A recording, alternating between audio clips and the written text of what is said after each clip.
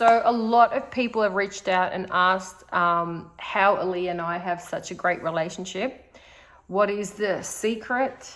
And basically, the secret is you have to have a balance between pushing and pulling. And it's really amazing because as I train at the gym, I didn't know about this concept of pushing and pulling exercises, right? So I would go to the gym and I would work my ass off. And I would train pretty hard. And I would get decent results until I actually worked with a coach. And then he said, look, do you do pushing exercises this day? Do you do pulling exercises? I was like, what are you talking about? And then he explained to me about the difference in the pushing and pulling dynamics, okay? How your muscle group, whether it's your shoulders, your back, your legs, you need both components. You need to have pulling exercises and pushing exercises, and they need to be balanced. Mm-hmm. When I started applying this, I saw great results. And I thought, shit, you know what? I thought, that's what makes you and me so tight. Like, people think that we must get along all the time. We don't.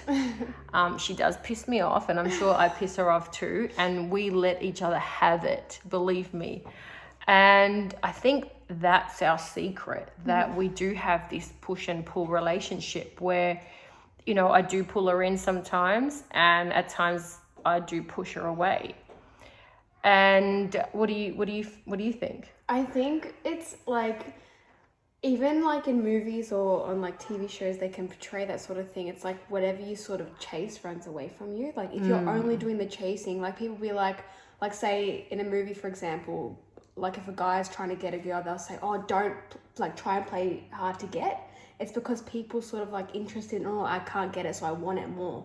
So, but obviously if you push too much, that person will obviously be shut down. So it has to be, that's where it goes wrong. The girl's like, oh, okay, why are you being mean to me now? So it's a balance between pushing and pulling. Even with the dogs, when I teach people about that, I said, if you're constantly chasing a dog, your dog's going to run away. So you also got to be that, like, sort of, not like I don't want you, but like I also have value in that sense. Yeah. Yeah. And one of the greatest things that I have learned too is that when there is contraction, when there is that sort of, you know, closing in, you know, it prepares you to actually expand as well, right? So if you think about even a jellyfish, like in order for them to move forward, they actually have to contract first and expand, contract first, expand. And I do feel energetically, emotionally, physically, that is what we should do. People are so caught up in just being positive, just, you know, it should only be great. You should only always feel comfortable. Where if you really think about it, right, if you were constantly comfortable, you actually wouldn't move. No. Right? So right now we're sitting on the chair and we could sit here and go, all right, we're comfortable, and we wouldn't move. But our body all of a sudden would be like, oh, your backside's a little bit sore, your back's a little bit twisted, and the discomfort makes you get up and move, right? So this is what I realized. We're so resistant to the contraction or, you know, the pushing that we try to hold on in a sense. And that's what makes it go away even more. Yeah, and it's not benefiting you, right? So even with Zaraba, he's 7.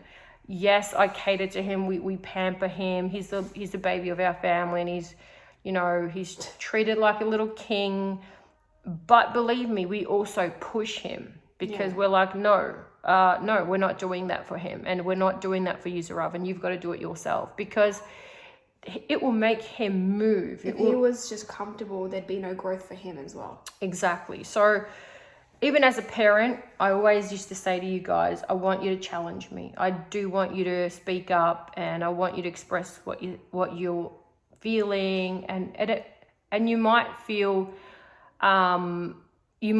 scared at times. You might feel like, no, you're not going to be heard or whatever. But I've always allowed for you guys to share your feelings, you know, because it grows me as a parent too. Yeah. So this is a really big thing for child-parent relationship, is to have that balance between pushing and pulling.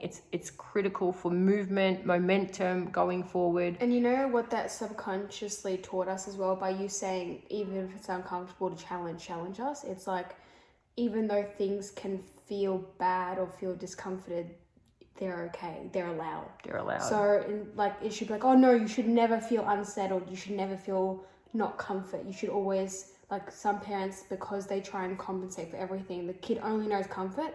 If they're not prepared for that discomfort, they're like, oh, what do I do now? Yeah. Whereas we've been like, okay, discomfort's actually okay. So instead of resisting it, we go through it. Yeah. As well. Yeah, true. And I'll give you a quick funny example. I mean, you know, Zarava's living with 3 girls in the house. There's always going to be some sort of happenings. And the other day, I think me and you got into it, and Zarava was there in the kitchen, and I was sort of using bad language, which I do. Yeah.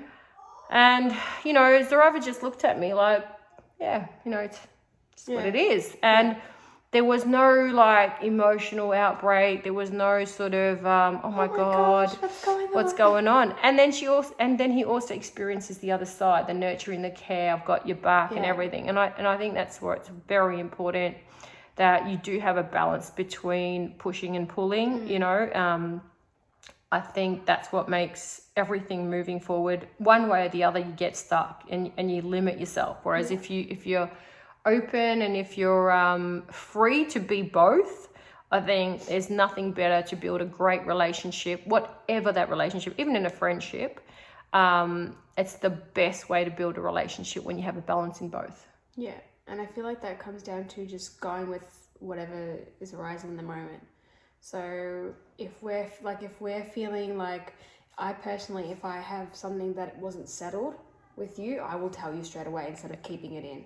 So I also be like, even though it's going to be a discomforting conversation, or it could be, I still say what I'm feeling. Yep. So that we go through it and expand from that. Because then after that, we're always like there for each other. Yeah. And have you noticed after every contraction, nature, you know, the science of it, that you have to expand. Like, you can't stay like that. Nothing stays like that, right? Yeah. Then there's expansion. And when that expansion reaches its potential, it again gets contracted, right? And then again, it opens up. And I feel like where people go wrong is they contract, they keep it in contract until that expansion isn't an expansion, it's an outburst. Blowout. Yeah, agreed. So remember that, guys. We do have fights. We argue. I call her names. She's nicer than me.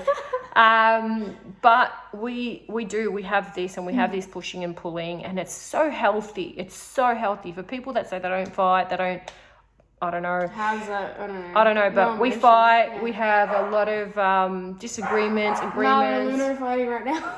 So, you know, dogs fight, animals fight. It's fine. It's just the balance between those, okay? So I hope you guys understand that. And that's one reason why Aaliyah and I, or Ria and I, Zarava and us, all of us have a great relationship, okay? So it's the push and pull effect of parenting.